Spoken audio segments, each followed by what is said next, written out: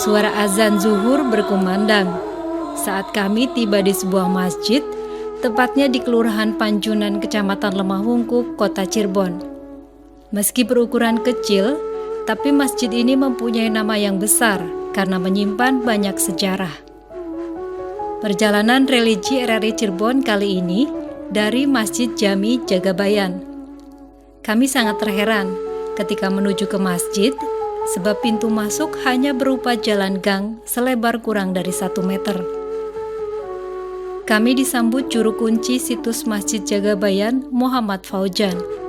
Dalam perbincangan, ia menceritakan asal-usul Masjid Jagabayan yang berasal dari kata jaga dan bahaya atau juga jaga badan.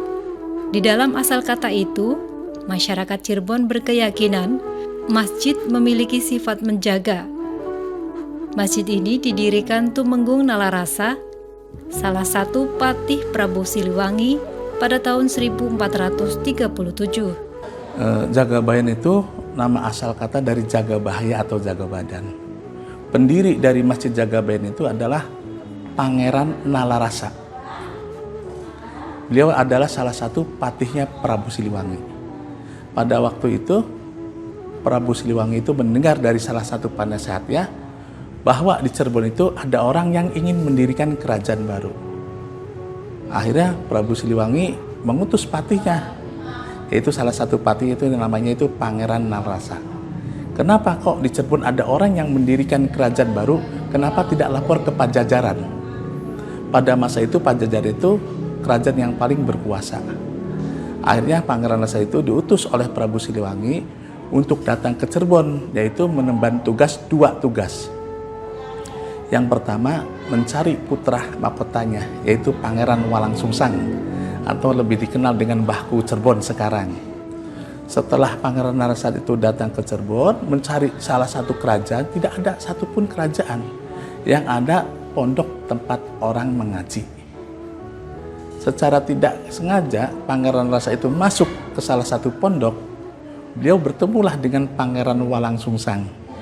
Bukan beliau membawa Pangeran Walangsungsang balik ke Pajajaran, malah beliau memeluk ajaran agama Islam. Berganti nama dengan Syekh Syarif Abdurrahman. Akhirnya beliau diangkat oleh Sunan Gunung Jati sebagai Tumenggung Jagabahaya atau Jagabayan.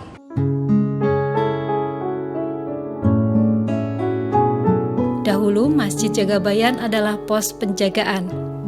Sering dijadikan tempat untuk mengaji dan sebagai sarana musyawarah para wali Cirebon dalam rangka penyebaran agama Islam di tanah Pasundan. Keberadaan Masjid Jagabayan nyaris tidak terlihat karena bangunannya tersembunyi di antara tingginya bangunan lain di sepanjang Jalan Karanggetas. Iya, jadi kita kagum banget dengan para wali zaman dulu. Berapa ratus tahun Masjid Jagabayan ini pas berada di tengah-tengah kota Cirebon. Jadi perhitungan itu lebih dari zaman orang sekarang. Iya, ini Masjid Jagabayan berapa ratus tahun akan datang pasti ada di tengah-tengah kota Cirebon. Alhamdulillah walaupun ini masjidnya kecil, terhimpit dengan para tokoh-tokoh, tapi di sini alhamdulillah jamaahnya banyak. Yang pertama pedagang kaki lima, pegawai-pegawai toko, orang musafir, orang pengunjung. Alhamdulillah di sini juga sudah dipakai sholat Jumat sebelum tahun 50-an udah dipakai ini. Iya. Di samping area masjid, kami melihat sumur yang ternyata juga sudah ada sejak awal pendirian pos penjagaan. Sumur sebagai sumber air tidak pernah kering, walau di musim kemarau. Airnya hanya bisa diambil menggunakan timba atau ember yang dikaitkan pada tali karet. Selain itu, di masjid ini masih tersimpan pusaka peninggalan Tumenggung Jagabayan. Selama lebih dari 5 abad, Masjid Jagabayan pernah diperbaiki, namun tidak merubah bangunan aslinya.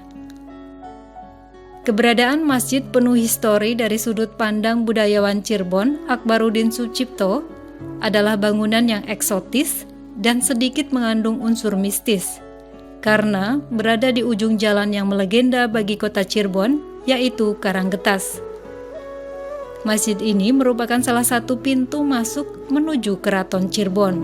Masjid Jagabayan itu sendiri sebetulnya awalnya adalah salah satu dari pintu gerbang menuju Keraton Cirebon.